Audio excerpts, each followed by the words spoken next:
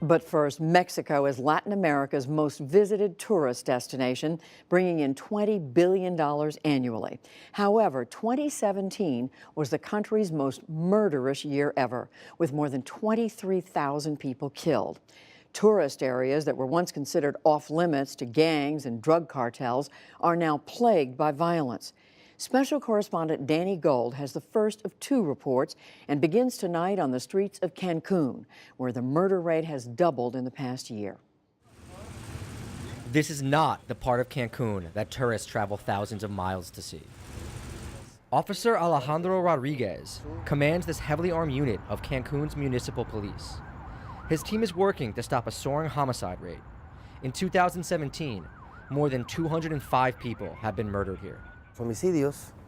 Homicides are our priority. We know that there are gangs who are probably fighting over territory. In the places where there have been homicides, there are patrols with special officers. In 2006, Mexico began an aggressive campaign of targeting the heads of drug cartels. Kingpins went to jail or were killed, but an estimated 80,000 others were also killed by organized crime since the strategy against cartels began. The fallout of the campaign can still be seen on the streets of Cancun, where fractured gangs fight bloody battles for control. We want to prevent any crimes like homicide or theft. We also want to detect and identify people who carry weapons and drugs. Cancun has never seen this much bloodshed. In August alone, the deadliest month of the year, a record 38 people were murdered here. A few miles away from the armored patrol, Cancun looks vastly different. Here, resorts and tourists mingle with white sand and crystal blue water. But looks can be deceptive. Last August, the U.S. State Department issued a travel advisory for the state of Quintana Roo, where Cancun is located. The warning stated turf battles between criminal groups have resulted in violent crime. The notice didn't deter Andre and Michelle vacationing from Los Angeles. Have you seen anything that would leave you like a little fearful? Thus far, no. I haven't felt unsafe at all. 42 miles down the beach, another tourist hotspot, Playa del Carmen, is also under the same advisory. I sent him the notice once I got it on my phone, but everything was already booked, so we just figured might as well. Brett and Alyssa Bohan came here from Michigan for their honeymoon. We've never felt like we were in any danger, I don't think. Alejandro Stulman specializes in analyzing security risks in Mexico. So much of the violence that we're seeing in Cancun, as opposed to other places, takes place in the periphery of the city, also in the periphery of Playa del Carmen. As crime has jumped to record highs, occupancy rates at hotels in Cancun and Playa del Carmen have mostly held steady. Stolman doesn't think that will change, even though murders are at an all-time high. You would see an upward trend in tourism, and that is unlikely to change. The crime rates that we're seeing in Cancun and Playa del Carmen are still very low compared to what is happening around the country. The area's violence has rarely put vacationers in danger, even though some tourists come here to buy drugs from the same gangs that are making the state more violent. When there is demand for drugs, there is also violence, and Mexico worries the new crime wave could scare tourists off. So it's taking the threat seriously. Officer Francisco Vidaron is patrolling Playa del Carmen's top tourist market. He and his partner, both officers in Mexico's federal police, have just arrived here.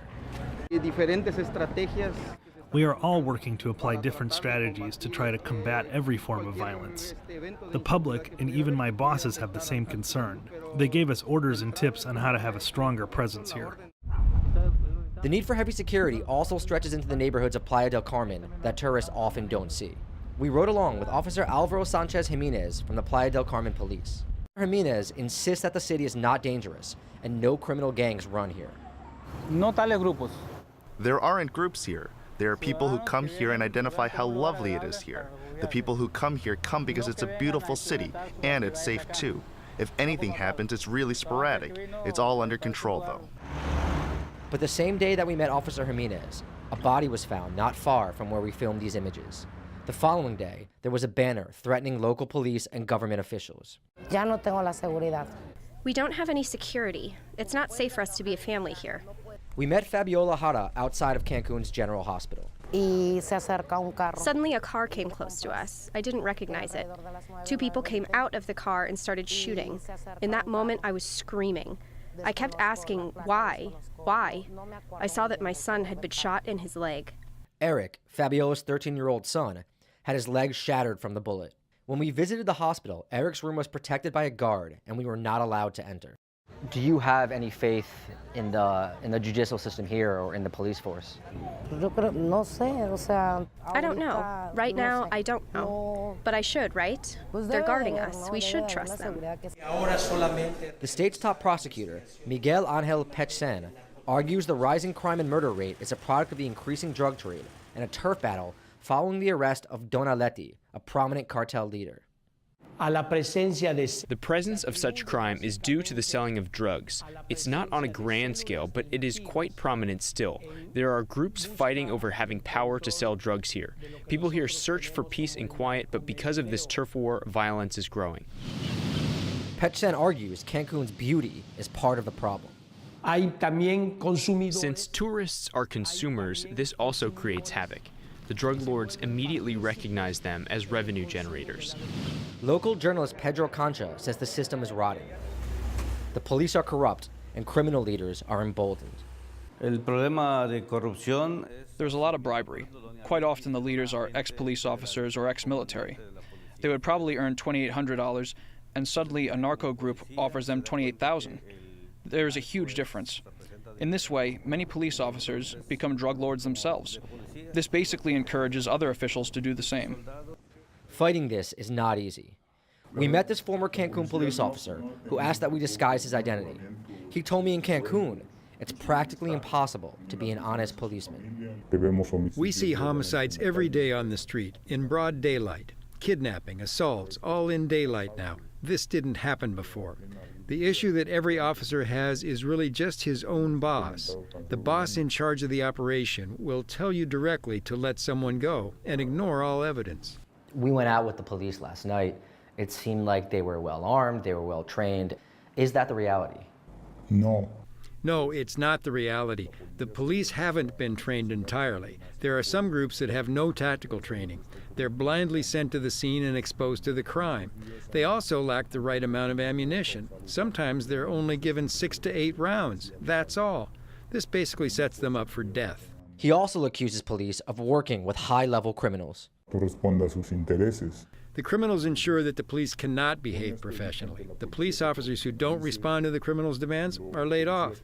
The police make a deal with the criminals that ensures disobedient officers will be fired. We've heard from people around here lots of accusations about corruption in the government and accusations that criminals have impunity to act. How do you respond to those allegations? To combat this type of impunity, the government here is being as transparent as possible. We're about to launch the anti-corruption program that will name all the perpetrators, and our office will have much better access to offenders. It's hard to choose between right and wrong sometimes, but we are trying. But for now, in this increasingly violent paradise, the crime rate, the homicide rate, and the hotel occupancy rate are showing no signs of slowing down. For the PBS NewsHour, I'm Danny Gold in Cancun, Mexico. Tomorrow, we continue our series on the drug war in Mexico, reporting from the famed city of Acapulco.